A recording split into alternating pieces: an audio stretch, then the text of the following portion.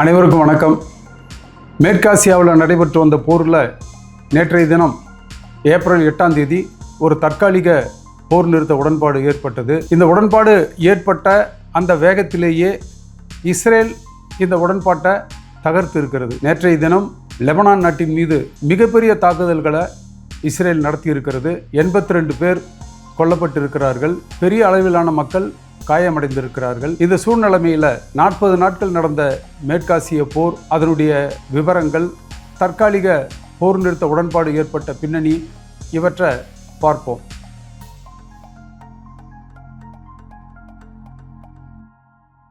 பிப்ரவரி 28ஆம் தேதி அன்றைக்கு Israel, America 2 நாடுகளும் ஈரான் மீது ஒரு மிகப்பெரிய தாக்குதல்களை தொடுத்தன. ட்ரம்ப் என்ன நினைச்சாருன்னா, ஒரு 3-4 நாட்கள் ஈரான் மீது தாக்குதல் நடத்தணும்னு சொன்னால் அந்த நாட்டில் ரெஜிம் சேஞ்ச், ஒரு ஆட்சி மாற்றத்தை கொண்டு வர முடியும். அதன் மூலம் ஈரான் நாட்டினுடைய ஒட்டுமொத்த எண்ணெய் வளத்தையும் தன்னுடைய கைப்பிடிக்குள் கொண்டு வர முடியும் என்று அவர் நினைத்தார். அமெரிக்காவும் இஸ்ரேலும் சேர்ந்து ஈரான் மீது 3000 தாக்குதல்களை நடத்தியிருக்கின்றன. ஆனால் ஈரான் சளைக்கவில்லை. இஸ்ரேல் மீதும் வளைகுடா நாடுகளில் இருக்கக்கூடிய அமெரிக்க இராணுவ தளங்களின் மீதும் ஈரான் 1500 தாக்குதல்களை நடத்தியிருக்கிறது. அமெரிக்கா மிகவும் பெருமைப்பட்டு கொண்ட USS Abraham Lincoln, USS Gerald Ford ஆகிய 2 விமானந்தாங்கி கப்பல்களும் ஈரானால் சேதப்படுத்தப்பட்டு இந்த வளைகுடா பகுதியிலிருந்து ஆயிரக்கணக்கான மைல்களுக்கு அப்பால் கொண்டு செல்லப்பட்டிருக்கிறது. அது மட்டுமல்ல, வளைகுடா நாடுகளில் இருக்கக்கூடிய அமெரிக்க தளங்கள் மீது ஈரான் கடுமையான தாக்குதல்களை நடத்தியது. இதற்கு பிறகு இந்த இராணுவ தளங்களில் இருந்த அமெரிக்க வீரர்களே அந்தந்த நாடுகளில் இருக்கக்கூடிய ஹோட்டல்களில் தஞ்சம் போக வேண்டிய ஒரு சூழ்நிலைமை ஏற்பட்டது. குறிப்பாக கட்டார் நாட்டில் இருக்கக்கூடிய அல் உதைத் விமானத்தளம், இதில் ஒரு மிகப்பெரிய ரேடார் சாதனத்தை, அந்த ஒரு ரேடார் சிஸ்டம் மட்டும் $1 பில்லியன் மதிப்பிலானது, அதை தாக்கி ஈரான் ஒரு கடுமையான சேதத்தை ஏற்படுத்தி இருக்கிறது. இந்த போரின் விளைவாக உலகம் ஒரு மிகப்பெரிய பொருளாதார நெருக்கடியை சந்தித்தது. $67 விற்கப்பட்ட கச்சா எண்ணெய் $119 வரையில் விலை உயர்ந்தது. உலகம் முழுவதும் பங்கு மார்க்கெட் சரிந்தது. குறிப்பாக அமெரிக்காவில் ஒரு மிகப்பெரிய நெருக்கடியை மக்கள் சந்தித்தார்கள். அமெரிக்க நாடாளுமன்றத்திற்கு நவம்பர் மாதம் தேர்தல்கள் நடக்க இருக்கக்கூடிய சூழ்நிலைமையில் ஈரான் மீது அமெரிக்கா தொடுத்த இந்த போர்னால ட்ரம்ப் ஒரு மிகப்பெரிய சிக்கலில் மாட்டிக்கிட்டார். ஆகவே எப்படியாவது இந்த போரிலிருந்து வெளியில் வந்தால் போதும் என்ற நிலைமைக்கு அவர் வந்து விட்டார். அமெரிக்கா, ஈரான் 2 நாடுகளுக்கும் நட்பு நாடுகளாக இருக்கக்கூடிய பாகிஸ்தான், துருக்கி, எகிப்து மூலமாக ஒரு தற்காலிக போர் நிறுத்த உடன்பாட்டிற்கு அமெரிக்க அதிபர் ட்ரம்பே முயற்சி செய்தார் என்பதுதான் உண்மை. இதில் இந்த ஹோர்மோஸ் நீரிணை திறக்கப்பட வேண்டும், உடனடியாக திறக்கப்பட வேண்டும் என்பது ட்ரம்பினுடைய கோரிக்கை. ஈரானை பொறுத்தவரையில் போர் நிறுத்தம் வேண்டும், போர் நிறுத்தம் பற்றி நிச்சயமாக பேச்சுவார்த்தை நடக்க வேண்டும், ஆனால் தற்காலிக போர் நிறுத்த உடன்பாட்டிற்கு நாங்கள் தயார் இல்லை என்று சொல்லிவிட்டது. இதனால் ட்ரம்ப் ரொம்ப ஆத்திரமடைஞ்சிட்டார். ட்ரம்ப் விடுத்த கெடு ஏப்ரல் 6ஆம் தேதியோடு முடிவடைந்தது. ஏப்ரல் 6ஆம் தேதி அன்றைக்கு தன்னுடைய ட்ரூத் சோஷியல் மீடியாவில் ட்ரம்ப் மிக கடுமையான ஒரு போஸ்டிங்கை போட்டார். அதில் அவர் என்ன சொல்லியிருந்தாருன்னு சொன்னால், ஈரான் நாட்டினுடைய மின் உற்பத்தி நிலையங்கள், பாலங்கள் எல்லாத்தையும் ஒரே இரவில் நாங்கள் தகர்த்துருவோம்.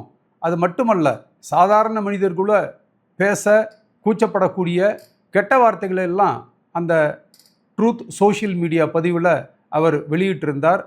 ட்ரம்பினுடைய இந்த பதிவு உலகம் முழுவதும் கடுமையான கண்டனத்துக்கு உள்ளானது.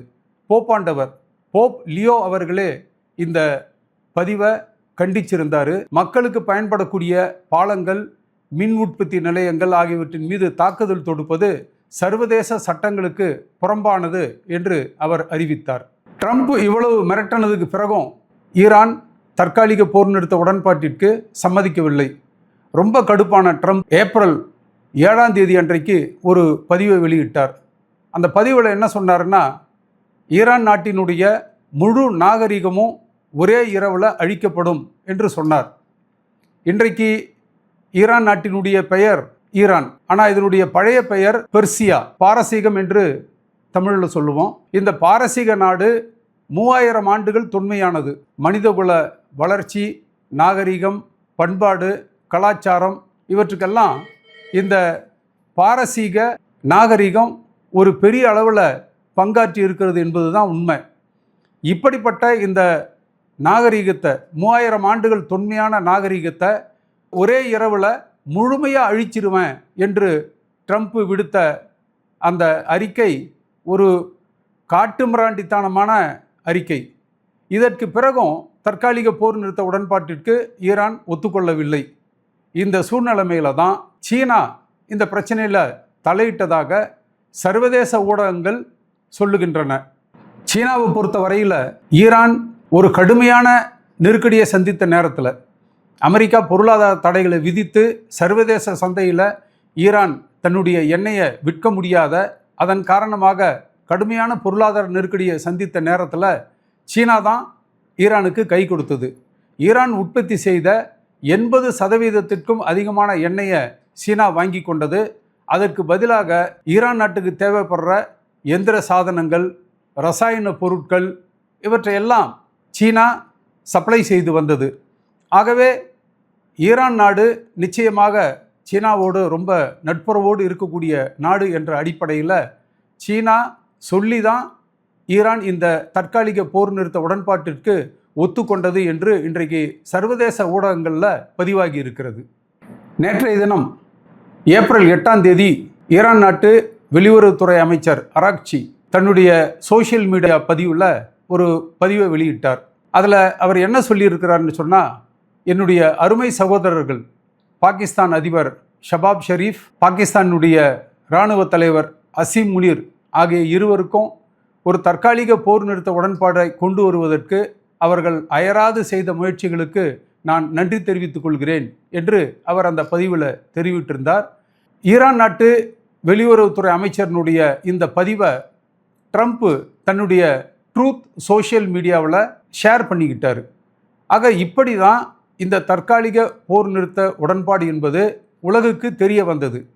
இதில் முக்கியமாக பார்க்க வேண்டிய விஷயம், 2 நாடுகளும் அமெரிக்கா, ஈரான் 2 நாடுகளும் நேரடியாக பேச்சுவார்த்தை நடத்தி அதன் அடிப்படையில் எந்த விதமான தற்காலிக போர் நிறுத்த உடன்பாடும் வரவில்லை. இன்னும் சொல்லப்போனால் இந்த தற்காலிக போர் நிறுத்தத்துக்கான ஷரத்துக்கள் என்பதையே அதிபர் ட்ரம்ப்பு பாகிஸ்தானுக்கு தெரிவித்து அது ஏதோ பாகிஸ்தானுடைய ஆலோசனை என்பது போல வைக்கப்பட்டது. உண்மையிலேயே இந்த ஆலோசனை என்பதே ட்ரம்ப் முன்வைத்த ஆலோசனை தான். அதன்படி இஸ்ரேல், அமெரிக்கா 2 நாடுகளும் ஈரான் மீது நடத்தக்கூடிய தாக்குதலை உடனடியாக நிறுத்தும். அதே போல் ஈரான் இந்த ஹோர்முஸ் நீரிணையை கப்பல் போக்குவரத்துக்கு உடனடியாக திறந்துவிடும். இதுதான் இந்த தற்காலிக போர் நிறுத்த உடன்பாட்டினுடைய முக்கிய அம்சங்கள். ஆனால் இந்த தற்காலிக போர் நிறுத்த உடன்பாடு சம்பந்தமாக ஈரான் என்ன சொல்லியிருக்குன்னா, நாங்கள் ஒரு 10 அம்ச திட்டத்தை அமெரிக்காவுக்கு கொடுத்துருக்குறோம். இனி வரக்கூடிய பேச்சுவார்த்தைக்கு இந்த 10 அம்ச திட்டம் தான் அடிப்படையாக இருக்க வேண்டும் என்று ஈரான் அறிவித்திருக்கிறது. ஆனால் அமெரிக்கா என்ன சொல்லியிருக்குன்னு சொன்னால், இன்றைக்கு மீடியாவில் வந்திருக்கக்கூடிய ஈரான் கொடுத்ததாக சொல்லப்படக்கூடிய அந்த 10 அம்ச திட்டம் என்பது வேறு, எங்களுக்கு கொடுக்கப்பட்ட 10 அம்ச திட்டம் என்பது வேறு. குறிப்பாக இந்த 10 அம்ச திட்டத்தில் ஈரான் 2 விஷயங்களை வலியுறுத்துது. ஒன்று, ஈரானுடைய யுரேனிய செறிவூட்ட திட்டம் அமெரிக்காவால் ஏற்றுக்கொள்ளப்பட வேண்டும். அதே மாதிரி ஈரான் மீது இன்றைக்கு விதித்திருக்கக்கூடிய பொருளாதார தடைகள் எல்லாம் முற்றிலுமாக நீக்கப்பட வேண்டும். இந்த 2 முக்கியமான அம்சங்கள் ஈரான் முன்வைத்த அந்த 10 அம்ச திட்டத்தில் இருக்கிறது. முதல்ல அமெரிக்கா இந்த 10 அம்ச திட்டம் வரக்கூடிய பேச்சுவார்த்தைகளினுடைய அடிப்படையாக இருக்கும் என்று ஏற்றுக்கொண்டதாக அறிவிக்கப்பட்டது. ஆனால் இன்றைக்கு அமெரிக்கா இதை மாற்றி அறிவித்திருக்கிறது. இது மட்டுமல்ல, போர் நிறுத்த உடன்பாடு ஏற்பட்ட உடனேயே இஸ்ரேலிய பிரதமர் நேதன்யாகு அந்த நாட்டு டெலிவிஷனில் ஒரு பேட்டி அளித்தார். அந்த பேட்டியில் அவர் என்ன சொல்லியிருக்காருன்னு சொன்னால், ஈரானில் நாங்கள் அடைய வேண்டிய இலக்குகள் இன்னும் எட்டப்படவில்லை. போர் நிறுத்த உடன்பாடு மூலமாகவோ அல்லது போரின் மூலமாகவோ நிச்சயமாக அந்த இலக்குகளை நாங்கள் அடைவோம் அப்படின்னு அவர் சொல்லியிருக்கிறார். அவர் சொல்லி உடனடியாக லெபனான் மீது இதுவரைக்கும் நடக்காத ஒரு மிகப்பெரிய தாக்குதலை நடத்தியிருக்கிறார். இப்படிப்பட்ட தாக்குதல் நடந்ததுனால ஈரான் மீண்டும் ஹோர்முஸ் நீரிணையை மூடிவிட்டதாக அறிவித்திருக்கிறது. கிட்டத்தட்ட இந்த தற்காலிக போர் நிறுத்தம் தகர்ந்து விட்டது என்ற ஒரு சூழ்நிலைமை ஏற்பட்டிருக்கிறது. இந்த சூழ்நிலையில தான் அமெரிக்க துணை அதிபர் ஜேடி வான்ஸ் ஒரு அறிக்கையை வெளியிட்டிருக்கிறார். தற்காலிக போர் நிறுத்த உடன்பாட்டில் ஈரான் மீது தாக்குதல் நடத்த மாட்டோம் அப்படின்னு தான் சொன்னமே தவிர லெபனான் மீது போர் தொடுக்க மாட்டோம், தாக்குதல் நடத்த மாட்டோம் என்று ஒருபோதும் நாங்கள் சொல்லவில்லை என்று சொல்லியிருக்கிறார். ஆக கிட்டத்தட்ட இந்த தற்காலிக போர் நிறுத்த உடன்பாடு தகர்ந்து விட்டது என்ற சூழ்நிலை தான் இன்றைக்கு இருக்கிறது. தற்காலிக போர் நிறுத்த உடன்பாடு ஏற்பட்டு விட்டது என்பதை நிச்சயமாக உலகம் கொண்டாடியது. $119 விற்கப்பட்டு கொண்டிருந்த கச்சா எண்ணெயினுடைய விலை $95 உடனடியாக குறைந்தது. அது மட்டுமல்ல, உலகம் முழுவதும் இந்த தற்காலிக போர் நிறுத்த உடன்பாட்டை வரவேற்றார்கள். ஆனால் இஸ்ரேல் மட்டுமல்ல, அமெரிக்காவில் இருக்கக்கூடிய அந்த துணை அதிபர் ஜேடி வான்ஸ் உள்பட இன்றைக்கு செய்திருக்கக்கூடிய அறிவிப்புகளை பார்த்தோம்னு சொன்னால் அவர்களுக்கு உண்மையிலேயே ஒரு போர் நிறுத்த உடன்பாட்டில், அது தற்காலிக போர் நிறுத்த உடன்பாடாக இருக்கலாம் அல்லது நிரந்தர போர் நிறுத்த உடன்பாடாக இருக்கலாம், இப்படிப்பட்ட போர் நிறுத்த உடன்பாட்டில் உண்மையிலேயே அவர்களுக்கு அக்கறை இருக்கிறதா என்ற கேள்விக்குரிய இன்றைக்கு எழுப்பி இருக்கிறது. வரக்கூடிய நாட்களில் மேற்காசியாவில் நடக்கக்கூடிய நிகழ்வுகளை அடுத்தடுத்த பதிவுகளில் தொடர்ந்து பார்ப்போம். நன்றி.